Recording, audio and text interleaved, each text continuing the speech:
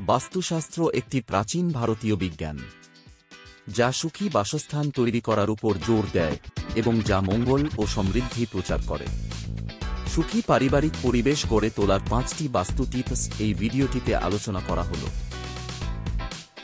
প্রধান প্রবেশদ্বার।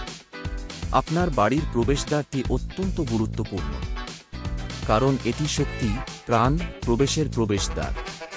ইতিবাচক শক্তিকে অনায়াসে প্রবাহিত করার অনুমতি দেওয়ার জন্য এটি ভালোভাবে আলোকিত এবং বাধামুক্ত রয়েছে কিনা তা নিশ্চিত করুন। একটি ইতিবাচক প্রবেশদ্বার বাড়িতে প্রবেশকারী প্রত্যেকের জন্য একটি ইতিবাচক পরিবেশ সৃষ্টি করে। রান্নাঘরের অবস্থান। বাস্তুতে রান্নাঘর পুষ্টি এবং স্বাস্থ্যের প্রতিনিধিত্ব করে। এটি আদর্শভাবে বাড়ির দক্ষিণ-পূর্ব কোণে অবস্থিত হওয়া উচিত। এই অবস্থান নিশ্চিত করে যে রান্না করার সময় সকালের সূর্যের রশ্মি রান্নাঘরে প্রবেশ করে, যা স্বাস্থ্য এবং জীবনী শক্তির জন্য উপকারী বলে মনে করা হয়।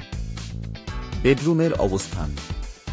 বাস্তুতে মাস্টার বেডরুমের গুরুত্বপূর্ণ তাৎপর্য রয়েছে, কারণ এটি দম্পতিদের মধ্যে সম্প্রীতি বাড়ায়।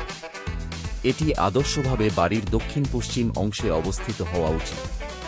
এই অবস্থানটি স্থিতিশীলতা নিশ্চিত করে এবং একটি বিশ্রামের পরিবেশকে সুশীল করে, যা সম্পর্ক লালন পালনের জন্য অপরিহার্য। Living room.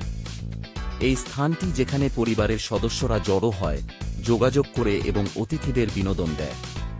এটি আদর্শভাবে বাড়ির উত্তর বা পূর্ব অংশে অবস্থিত হওয়া উচিত।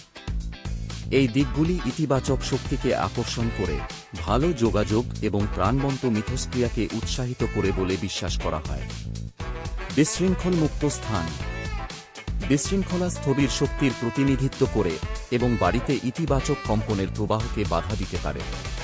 পরিবারের সদস্যদের মধ্যে শান্তি এবং স্বচ্ছতার বোধের প্রচার করে শক্তিকে অবাধে সঞ্চালন করতে দেওয়ার জন্য আপনার থাকার জায়গাগুলি পরিপাটি এবং সংগঠিত রাখুন। আপনার বাড়িতে এই বাস্তু টিপসগুলিকে অন্তর্ভুক্ত করে আপনি এমন একটি পরিবেশ তৈরি করতে পারেন যা পরিবারের সদস্যদের মধ্যে সুখ, স্বাস্থ্য এবং সম্প্রীতি সমর্থন করে।